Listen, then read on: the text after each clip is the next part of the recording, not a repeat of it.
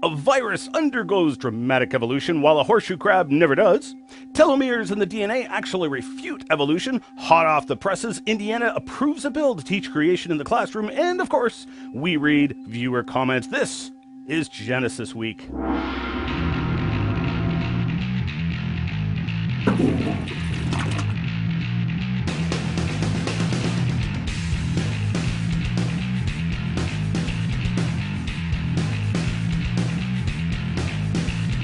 And welcome to this episode of Genesis Week, the weekly program of creationary commentary on news, views, and events pertaining to the Origins controversy, brought to you by Core Ottawa, Citizens for Origins Research and Education, and exclusive right here on YouTube.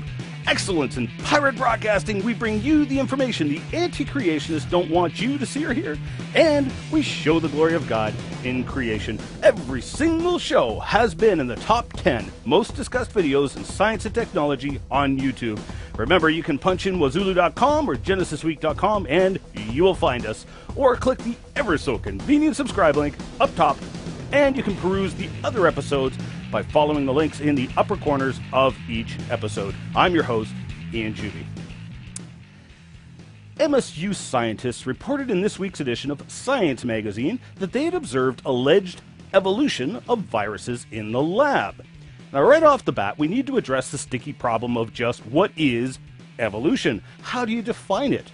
There seems to be not much doubt these scientists are using the very weak definition of evolution as simply change over time.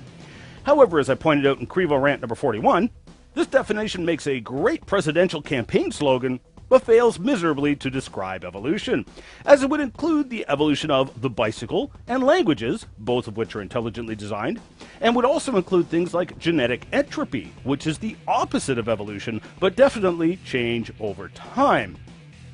There's also the problem of viruses not even being definable as life, based on the evolutionary definitions of life. So already the application of this research to evolution is in question.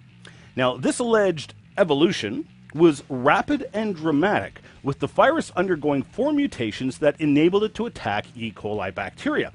So, does this help evolution? Well, not really. First of all, some may get excited over this, believing that the first life on Earth was perhaps a virus. In fact, the Canadian Museum of Nature used to state this specifically in an audio exhibit. However, viruses can't reproduce. Viruses take over the reproduction system of living cells to reproduce. Therefore, viruses couldn't be the first life because they need other life to exist. Secondly, as Dr. Michael Behe pointed out regarding the science paper, the bottom line is that the results are interesting and well done, but not particularly novel, nor particularly significant. As Behe pointed out in his review on the Evolution News website, the virus in the experiment wasn't the only thing evolving. The bacteria that were being used as the target by the predator virus were also rapidly changing in defense. Now, this is well known in bacteria, actually. Cells, such as the bacteria, have receptors in their skin which link to various biochemicals for signaling. Viruses dock to these bacteria using these receptors, thus infecting the bacteria. But there are many different receptors, and viruses can only dock to specific receptors. When the bacteria detected that these viruses were docking to one receptor, they destroyed the receptor. The virus then changed to be able to infect the bacteria using a sugar called mannose that the bacteria brings into the cell. The bacteria recognized the infection and destroyed the system which makes the sugar. Thus, the virus couldn't infect the bacteria. In the closing words of Behe, so at the end of the day, there was left the mutated virus, still incompetent to invade most E. coli cells, plus mutated E. coli, now with broken genes which removed its ability to metabolize maltose and mannose. It seems Darwinian evolution took a little step sideways and 2 big steps backwards. Contrary to what most think, viruses are actually an important part of life, and part of the big picture system that produces variety critical for life. Viruses actually carry disease resistance from one organism to another. Viruses that cause harm are actually evidence of something gone wrong. This was a perfect world. But just like you can ruin your car by disregarding the specific instructions in the owner's manual, written by the creator of your car, So does disregarding the specific instruction in God's written owner's manual, the Bible. It has caused problems throughout all of the earth. An excellent article dealing with the subject of viruses in life by Dr. Jerry Bergman is available on the True Origin website. The British Museum of Natural History had a short article on the horseshoe crab, allegedly true proof of evolution, seeing as how it hasn't changed, according to the evolutionary timescale, in 450 million years, and has survived 3 of Earth's major extinctions. This article was a perfect propaganda piece, putting all the spin in just the right places. As I mentioned briefly just a moment ago, if you ask the majority of evolutionary thinkers to define evolution, almost all of them would say change over time. Now, I disagree with that vague definition, but it is useful in this case to make my point.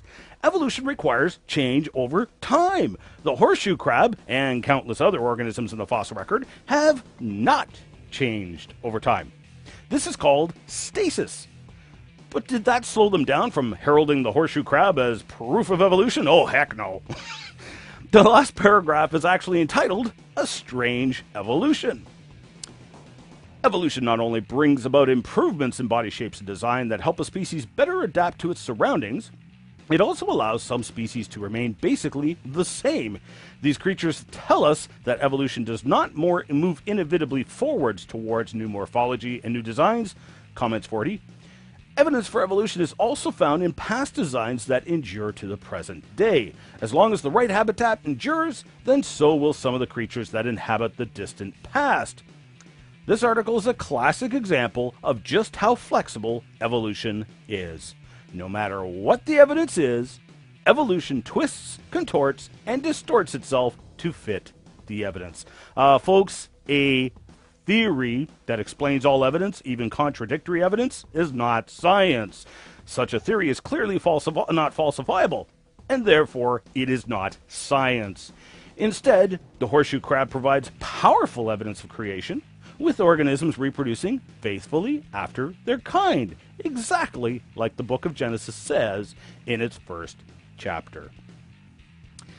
Institute for Creation Research reported on one of their research projects in this month's X and Facts, the study of telomeres in the middle of DNA chains. Now, your DNA strands are clustered together into 23 groups called chromosomes.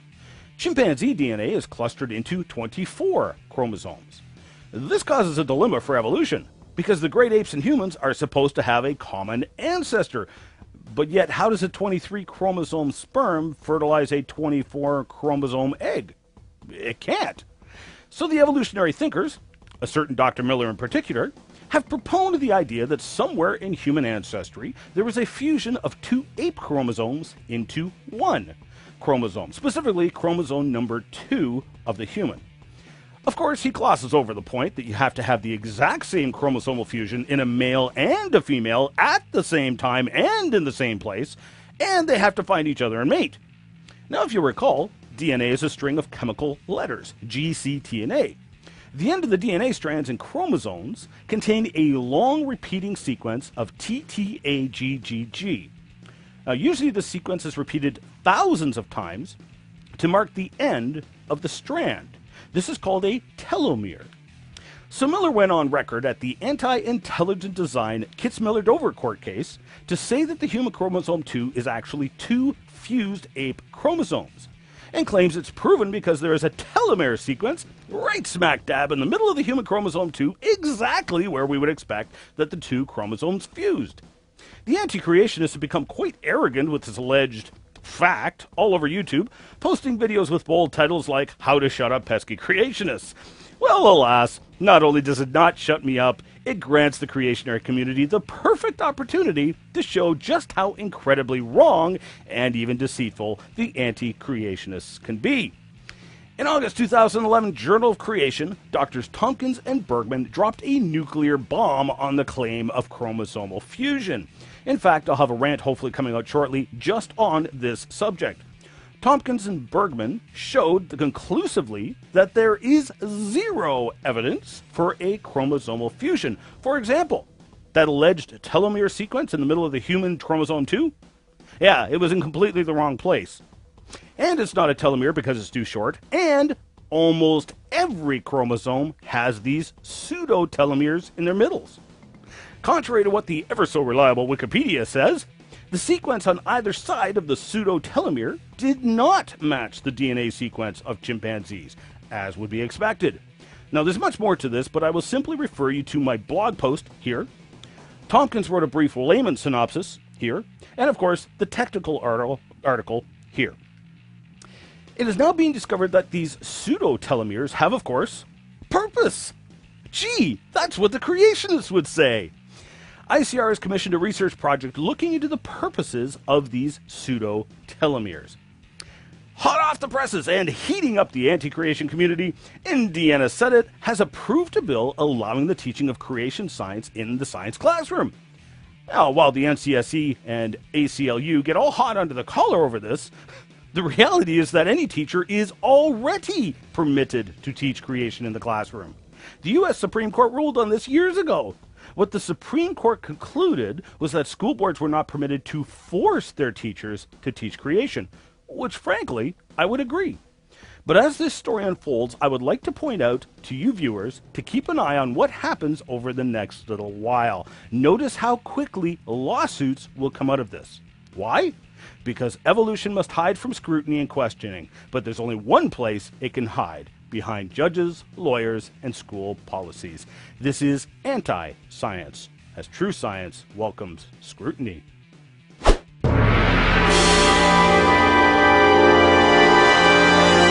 Woohoo! Mail for me?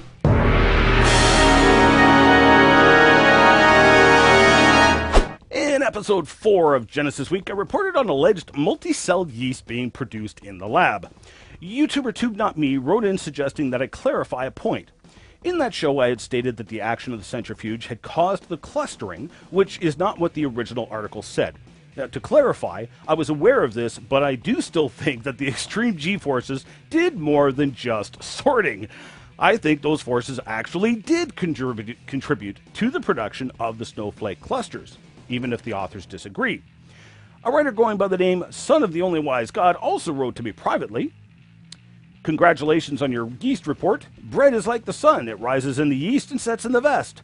You want a free ride in my centrifuge. I am not impressed with the Darwinists' claim that they have formed a multicellular organism, and certainly not by natural selection. In a single-celled organism, the cell performs all the necessary functions. In a multicellular organism, there are different types of cell which allow the formation of organs. These organs act collectively in concert to do all the cell functions, but with the specialization of labor.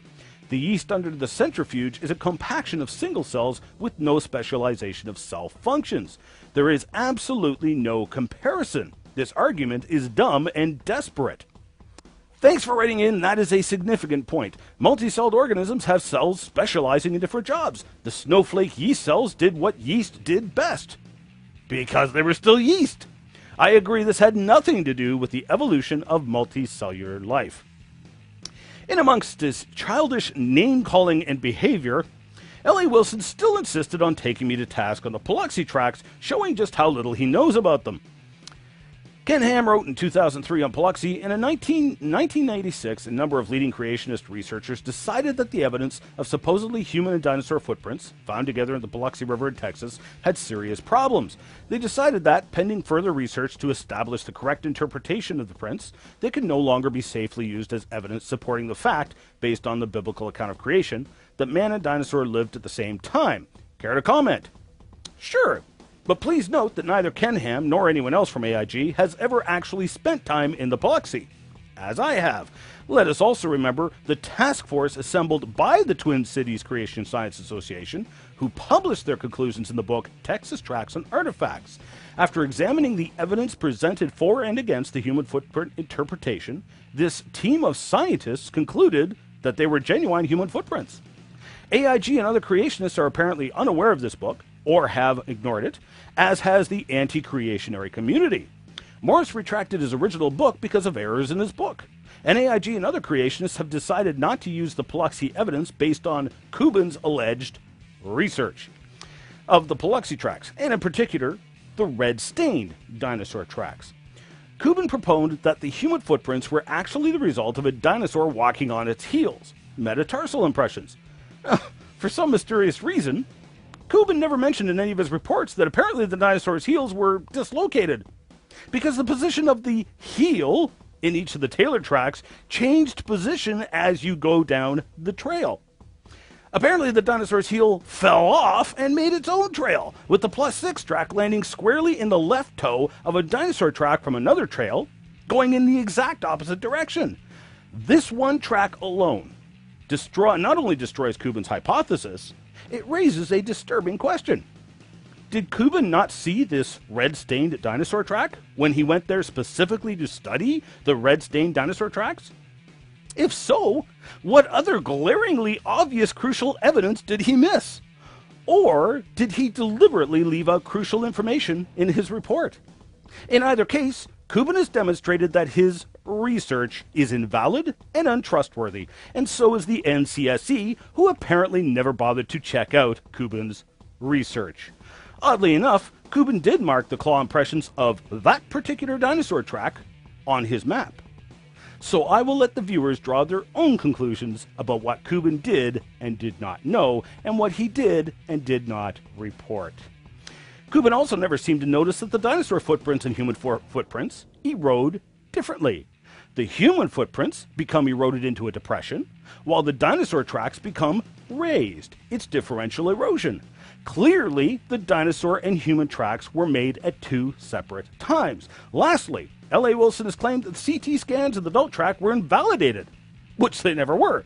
The skeptics, such as Wilson, just chose not to believe the evidence. And yes, progress has been made. In fact, we've had some 6 fossil human footprints, 1 carved human footprint, and a carved text rock, all scanned on an industrial-powered CT scanner.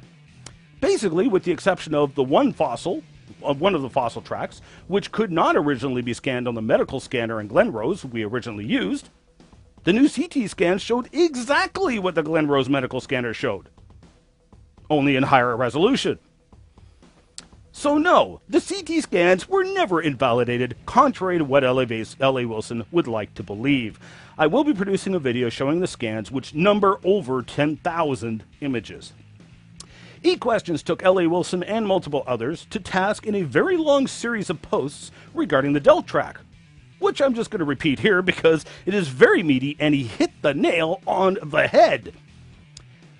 L.A. Wilson, just an opinion that fits yours. Kubin hasn't even looked at the actual rock himself. He's just giving his opinions based on pictures from the internet. Regardless, you accept Kubin's opinions over the actual people that studied the actual rock. So much for understanding real science. You also make claims that to the CT scans, which is by far the most funny to me. You claim the CT scans should have been done by industrial machines instead of a hospital. Why? Not because you actually know something about CTs, but because some guy named Gary Hurd said it on Kubin's website. Who's this Gary Hurd guy? He has a PhD in social science and has spent most of his life as a psychiatrist. Oh man, that's funny. You would dismiss the eyewitness accounts of people like Ian and Baugh, who at least have spent actual time with the rock itself. But the opinions of Kubin and a psychiatrist are definitely valid. So much for real science. In Wilson's deranged little world, eyewitness accounts aren't evidence at all, and a psychiatrist is the foremost authority on CT scanning technology. Wow, who knew? The next time I have a CT scan done, I won't go to a hospital. I'll just go look up Sigmund Freud. Haha, every time we converse, you just confound me with how your brain works. Amazing. Then you copy-paste from the University of Texas Austin website concerning the CT scanners, which I don't mind at all, as long as it refutes something, which yet again this does not. The site states at the top of it, high-resolution X-ray CT differs from conventional medical CAT scanning in its ability to resolve details as small as a few microns in size. But resolving details to a few microns is in no way necessary in this example to prove or disprove the tracks themselves. The hospital scanner would be perfectly fine for this particular application. The whole medical CT scanners are designed for humans, therefore they are simply not up to the task with simply your opinion and is nowhere on the site itself. You just threw that in, and from this you actually think you won our argument, but of course you would. Mr. No Evidence Needed only needs his own opinions, and that's all the evidence he needs. Even when the evidence is right there in front of him and is contrary to everything he says, it doesn't matter. What Wilson says is actual fact, and everyone must abide by his unfailing logic. So much for real science. It's truly an interesting world you live in, Wilson. Lie to everyone. Accept opinion over actual evidence, and with the exception of TSM, I'm not sure there's anyone on YouTube more in denial than you. You've been shown the truth and evidence over and over again, and you still run from it and claim victory with nothing more than the opinions and CT expert psychiatrists. Check and mate. Too funny. When you learn how the scientific method actually works, make sure you let us all know. We're all very tired of, I said it, so it's true. Man, e-questions, I wish I could buy you a coffee. If you send me your mailing address, I'll send you a Tim Hortons gift card. How about that? For more information on see exactly what it was they were talking about, the Delk Track video is right here, in which I explain the CT scans performed on the Delk Track and why they verify that both the dinosaur and human footprint are genuine tracks. Hey Ian, I'm glad to see one of these videos on my sub box. It cheers me up. A lot of evolutionists say that the reason why laws that allow the teaching of creation science is because it violates the Establishment Clause of the First Amendment. Is it true or not? Thanks for writing in. It only violates the Establishment Clause if it forces teachers to teach creation, or any specific religion. You'll notice that the NCSE and others fight to even keep questioning of evolution out of the schools. Questioning is good science. I had a number of complaints from YouTubers mentioning that several comments were being marked as spam. I'd like to respectfully ask people not to do this. I simply do not have the time to sit there and monitor all comments and unspam them, especially because some people were actually appreciating the debate and getting their opponents' comments marked as spam. I'd also like to ask your opinions as viewers. It's been suggested that I moderate the comments, which to date I have avoided doing for several reasons.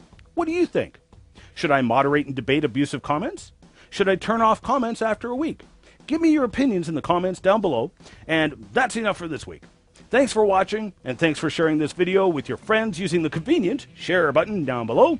I'm your host, Ian Juby, reminding you of the words of Christ who said, I am the way, the truth, and the life. No man comes to the Father but through me. We'll see you next Thursday.